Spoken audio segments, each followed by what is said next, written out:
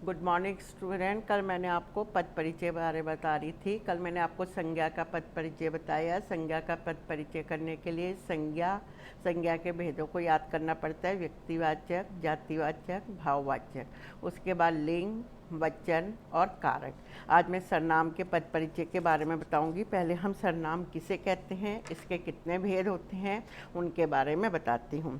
वाक्यों में संज्ञा शब्दों के स्थान पर प्रयोग होने वाले शब्दों को सर्वनाम कहे जाते हैं, क्योंकि हम शब्दों के द्वारा ही सब कुछ पता करते हैं।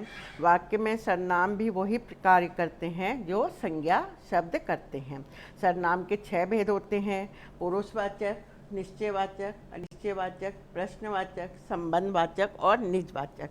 अब पुरुषवाचक सर्वनाम किसे कहते हैं? जिसमें बोलने वाला, सुनने वाला तथा जो वहाँ उपस्थित नहीं है तीसरा जना, वहाँ पे क्या होता है, उसके लिए जिन सर्वनाम शब्दों का प्रयोग किया जाता है उन्हें, उन सर्वनाम शब्दों को पुरुषवाचक सर्वनाम कहते हैं। जैसे मैं कह रही हूँ मैं बैठा हूँ, तुम जा रहे हो और वह आया। बाहर कोई है, वह आया, तो वो बाहर से आ रहा है। तो यहाँ पे क्या, पुरुषवाचक। पुरुषवाचक सर्वनाम के 3 भेद होते हैं: उत्तम पुरुष, मध्यम पुरुष और अन्य पुरुष।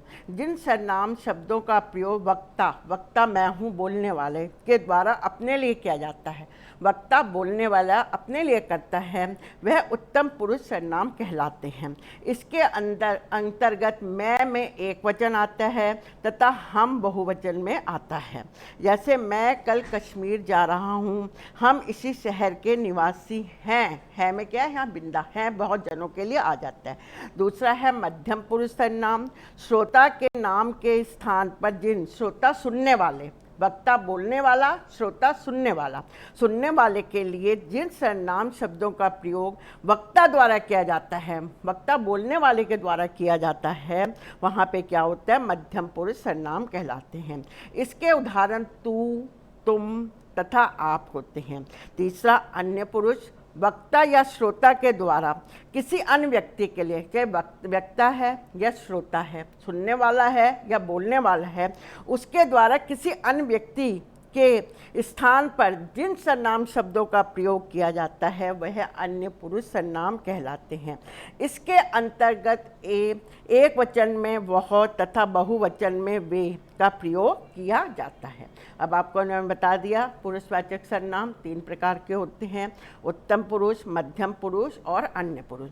दूसरा है निश्चयवाचक सर्वनाम। निश्चयवाचक सर्वनाम जिन सर्वनामों से किसी निश्चित व्यक्ति या वस्तु का पता चलता है कि वह निश्चित, जैसे मैं ये कह रही हूँ यह एक पेन है, वाकई में मेरे हाथ में क्या है, पेन है। यह एक डस्टर है, तो मेरे हाथ में डस्टर है, तो ये क्या, निश्चित होगी। तो इस यहाँ पे क्या हो जाएगा, निश्चित सर्वनाम हो गया। यहाँ निश्चित सर्वनाम में यह और ये, वह और वे, एक वचन में यह, बहुवचन में ये, एक वचन में वह, बहुवचन में वे का प्रयोग किया जाता है।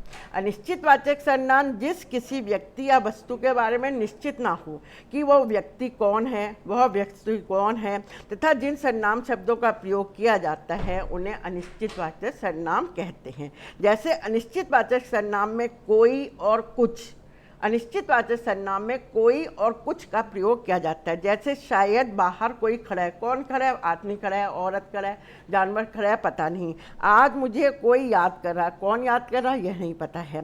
बाजार से कुछ ले आइए, क्या ले आइए पता नहीं, कुछ ले आइए कह रहे हैं। चौथा है आपका प्रश्नवाचक।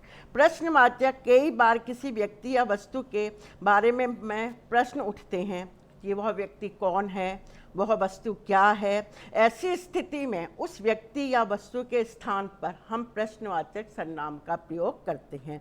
हिंदी में कौन व्यक्तियों के लिए किया जाता है और क्या, कौन सी, कौन सा वस्तुओं के लिए किया जाता है। मैं हिंदी में कह रही, कौन शब्द व्यक्ति के लिए किया जाता है, क्या, कौन सा, कौन सी वस्तु या घटना के लिए प्रश्नवाचक सर्वनामों का प्रयोग किया जाता है।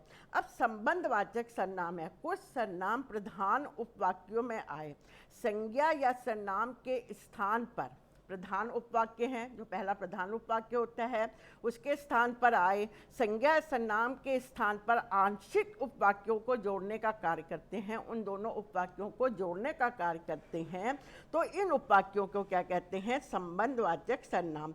हिंदी में ये होते हैं जैसे जो, जिसे, जिसको, जिसकी आदि शब्दों का प्रयोग किया जाता है। जैसे इसका मैं एक उदाहरण दे रही हूँ, वह किताब फट गई जिसे मैंने पुस्तक मेले से खरीदा था। यहाँ जिसे क्या आ गया? संबंधवाचक। वह मकान गिर गया जिसकी दीवार कच्ची थी। अब आगे मैं आपको बता रही हूँ निजवाचक सर्वनाम। निज शब्द का अर्थ होता है अपने लिए, खुद के लिए। तो क्या है? जिन सर्वनाम शब्दों का प्रयोग व्यक्ति अपने लिए करता है वह निजवाचक सर्वनाम कहलाते हैं। वो कौन से कहलाते हैं? निज। जैसे स्वयं, अपने आप ही, खुद ही आदि, ये सब वह क्या है? निजवाचक सर्वनाम।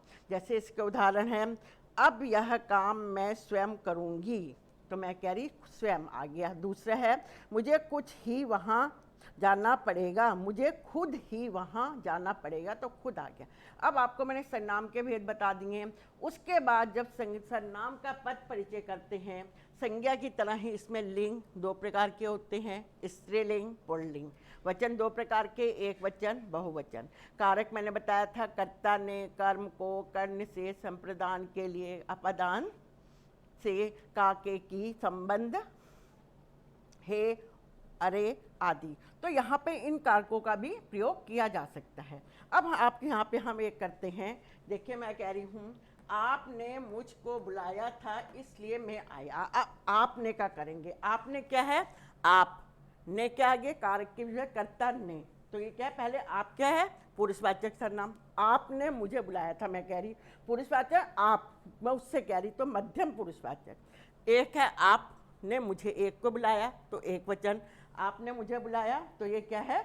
एक वचन और कर्ता कारक। उसके बाद है मुझको, मुझको। अब यहाँ पे क्या है? मुझको बुलाया, तो मुझको क्या है? मुझको क्या है? पुरुषवाचक सर्वनाम, उत्तम पुरुष, एक वचन और कर्म कारक। उसके बाद है आप जिसे चाहें बुला सकते हैं, तो आप क्या है? पुरुषवाचक सर्वनाम। आगे क्या है? मध्यम पुरुष, एक वचन और क्या है? कर्ता कारक। आगे जिसे, अब मैंने जिसे किस में बताया था? संबंधवाचक सर्वनाम होता है।